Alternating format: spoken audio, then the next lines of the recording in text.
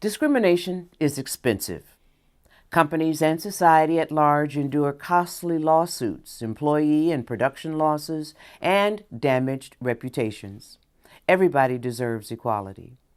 I'm your host, Bonita Cornute, and in a minute, I'll introduce you to someone who is a survivor of hate and an advocate for change.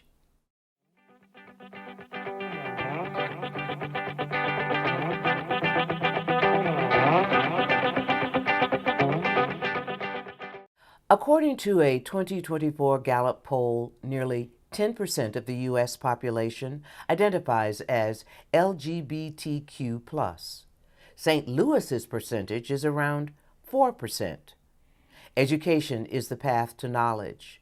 Jordan Braxton is a transgender woman here to tell us about the LGBTQ plus community and how she is fighting for this marginalized group. Jordan, welcome to the Open Source. Thank you for taking a minute to talk to us. Well, good morning. Thank you for inviting me. Of course. We know that there's a great conversation that we should be having on this topic. You're very involved with Pride St. Louis, and we know that that organization has done wonderful things. What's your role? For Pride St. Louis, I'm the Director of Diversity, Inclusion, and Outreach, and also I do PR. What does the Director of Equity, Inclusion, and Outreach, what does that involve? So what I do is I go out and do a lot of education. I do a lot of presentations about diversity and inclusion and equity. I talk about sexual orientation, gender identity, and gender expression, and the different terminology. We start with the basics, was just the terminology. What's the difference between sex and gender? What does it mean to be transgender, asexual, bisexual, homosexual, gay, lesbian? We talk about all those different things so people get the definition, at least the definition and terminology that we use in our community. Well, why don't you give us a couple of explanations? Transgender means what? Okay, transgender means that I am a trans woman. That means I don't identify with the sex I was assigned at birth. So at birth, I was assigned male, but I decided to transition and become a woman. So I am a transgender woman. That's what transgender means. You do not now identify as the sex you were assigned at birth.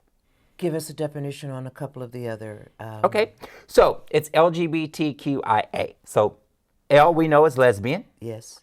B we know is bisexual. G we know is gay. Yes. Okay, LGBT, T we talked about trans. Q is queer or questioning. Queer is just an umbrella term that you use if you don't identify with any sex or gender. You're just queer. Like I can say, my name is Jordan, I'm just queer. Okay. That doesn't mean I'm not male or female, I'm not heterosexual or homosexual, I'm just queer, I'm just me. And sometimes when we talk about and stay in saying the whole acronym, LGBTQIA+, we just say queer community, because that just covers, that's an umbrella term used for our community. I is for intersex. Intersex people who are not biologically 100% male or female. It could be because of differentiations in chromosomes and hormones. Yes. It could be ambiguous genitalia. So there are numerous conditions that can cause a person to be intersex. In your work over the past 30 years or so, have you seen positive changes in the St. Louis community? Oh my God, yes, I have. We have such a wonderful mayor who looks out for our LGBTQ community. She started the very first LGBTQIA advisory board, which I happen to be the chair of that. So imagine you have a black trans woman who's the chair of the mayor's LGBTQA advisory board. That has never happened in any other city. But here in St. Louis, we have that. St. Louis is a city of first when it comes to a lot of things in our community. So we have an advisory board where we met for an entire year with other organizations in the community to see what our queer citizens of St. Louis need. So from that, we presented it to the mayor, and we have three main things that we are working on. And in that, she signed an executive order number 77 that gave some protections to trans people in our community. What are those three things that you just alluded We're to? working on, first, making sure that we support Executive Order number 77, make sure there is diversity and inclusion training for all city employees, including policemen, firemen, and EMTs. Oh. And the third thing is just making sure that the language and the policies of the city are gender neutral and inclusive of all people. Well, talk about the safety. Is it safe for your community here in St. Louis? I mean, we know that there can be some truly ugly Yes. people and ugly reactions. Is St. Louis a safe place? I believe it is. I believe because we have such a strong queer community here in St. Louis. Like the Grove is a good place for a lot of people to live and to have entertainment. Also South Broadway, that is another good community. South Broadway, like from Loughborough over to the casino. Oh. I talk about that South Broadway. Bar PM is an anchor bar down there. So I feel safe because I know that we have police that are trained to handle certain situations when they come across LGBTQIA plus people. We've worked with fire department. So we have taken these steps to make sure that the people are educated, because I'm a strong believer that education is our greatest weapon in this fight against intolerance. Yes. I got that from Nelson Mandela. And he would know. And he would know, yes. He would absolutely understand and know that. Well, talk to me a little bit about some of the employment hurdles and housing hurdles that you might encounter. Or do you? Is housing an issue? Well, okay, yes, housing is a big issue, especially emergency housing or shelters are a big issue. Because when a person comes out as trans or LGBTQIA+, you might be rejected from your family. Yeah. And you might get thrown out. So we need shelters that are specific for our trans and LGBTQIA+ people so that we can go there and feel safe, because there's education that is needed for the shelter staff, but you can't always educate the general public. Because if I go to shelter as a trans woman, I want to go on the side with women, not on the side with men. Because when you put me on the side with men, just like in prisons, then there's other consequences that could happen. You know, then you put me in a dangerous situation when I'm trying to take myself off the streets, go to a safe shelter, but then you're going to put me on the side with men because my sex assigned at birth was male, then you cause me greater harm. So those shelters don't exist, or there are only a few in the area? There's no trans-specific shelter. So there's a great organization called Thistle, which is Trans Housing Initiative St. Louis. They're working with some of the shelters here to be more trans-inclusive. What about employment? Employment, that is hard for some people because your ID may not match how you present. Like, for instance, I can look like Gloria, but my ID says George. And to some employers, that is an obstacle and a hurdle. But according to state law, Missouri state law, that is not a reason for you not to get employed. So you can I can look like this, Jordan, and then go and say my name is George and still get a job. And then once you're in that job, I wonder if the employer is willing to step up and protect you as an employee from other employees who might be a little less tolerant. I can speak from personal experience because I started with my company and I transitioned and I got there and we didn't have an employee ERG. We didn't have an LGBTQ ERG, and I started that to make sure that all our queer employees are protected so that we knew and it could educate other employees of our company to know that these are what these terms mean, this is what this means, this is what their expression is, so that we can make our working environment a very safe and non-discriminatory work environment for people. Excellent. Well, I tell you what, great information, but in a minute, we're going to come back and talk about what a doctor told you about your hormones. Okay. We'll be back.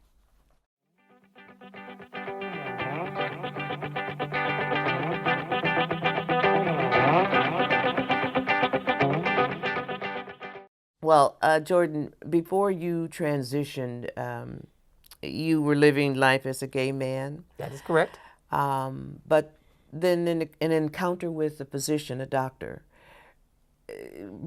changed some things for you. Talk to us a little bit about that. What happened? Okay. I was living my life as a gay man. I always knew I wanted to transition. There was always something churning and bubbling underneath. So I went to the doctor just to get on a diet to lose some weight. So the doctor said, hey, before we put you on a diet, let's just draw some blood. So she drew some blood. She called me back a couple of days. She said, hey, I think there was a mix-up in your blood work in the lab. Come give me some more blood. So I took some more blood. They took some more blood. Called me back in a few days. She's like, is there something you need to tell me? I'm like, what are you talking about? She said, there's just something in the blood I need to talk to you about. So, of course, I thought it was something devastating. But she said, no, you're okay. I need to come in and talk to you. So I went in the office. She sat me down and she said, okay.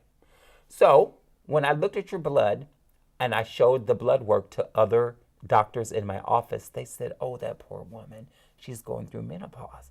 I was like, what? Woman? She said, yes.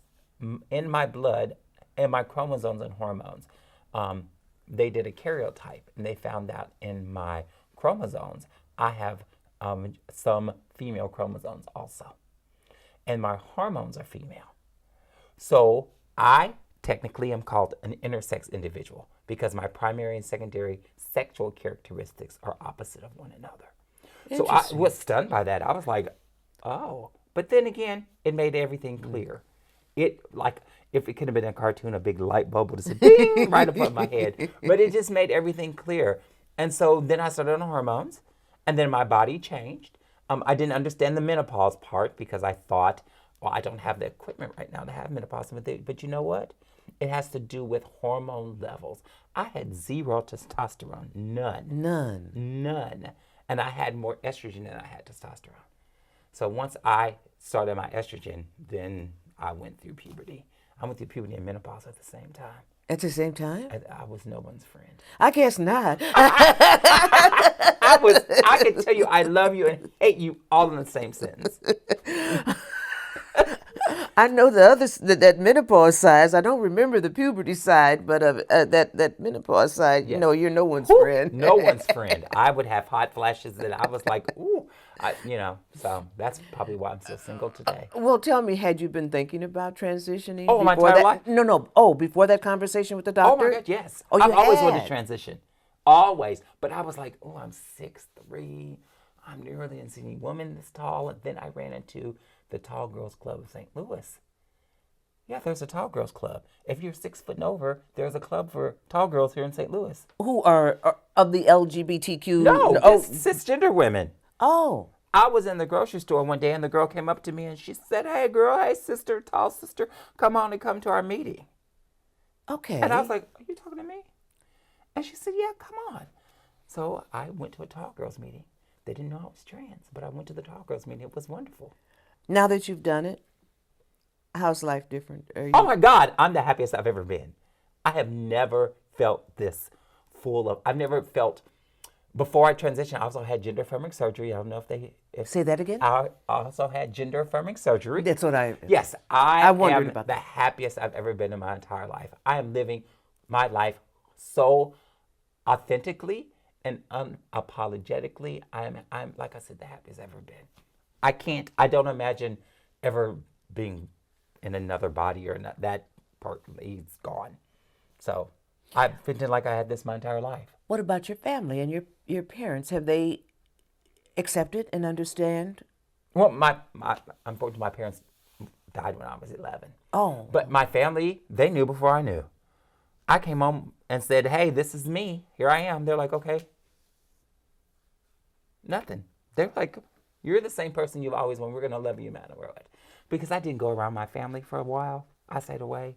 Because I didn't want to lose. I love my family. And I didn't want them to shun me or be embarrassed by me. But when there was a family incident where I had to go, my brother passed away, so I went to his funeral. And I said to my sister-in-law, I'm coming home, Miss Jordan. And she said, come on. So I came home, went to the funeral. No one was surprised. They were all like, this is why you stayed away for so long?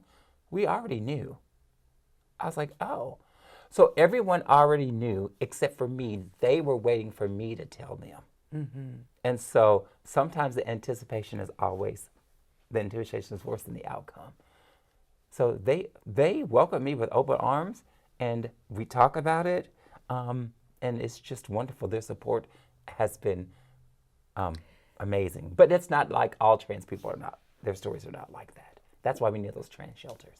Well, also, there is there is an effort on the part of the some politicians to and activists to challenge the opportunity that transgender people are trying to share and educate the rest of the community on. Yes. How do you deal with that? I mean, that's a major problem. Yes, it's a major hurdle, but I like to fight. I'm a good debater. I relish the idea to go to Jefferson City and debate those people and talk to those people and testify against those anti-LGBTQ and trans bills. Because when they say they're doing certain things, no, we're not. That's not how. I didn't wake up one day and go, you know what? I'm going to be trans today. Or, you know what? I'm going to have gender reassignment surgery. Mine was a 5-year process, a 5-year journey to get where I am today. It's nothing that I've been thinking about it ever since I was a little kid running around the house pretending I was a girl. It's not something that we just think of. So what we need trans people in Jeff City. We need trans representation. We need trans senators, trans state representatives to say, when they say that we're doing things that we're not doing, such as we're having operations on minors, there's trans people in the Senate or in the House and go, no, we're not doing that. So we can be in those sessions, we can be in those rooms debating and denying and denouncing the things that they're saying they're doing. Understood.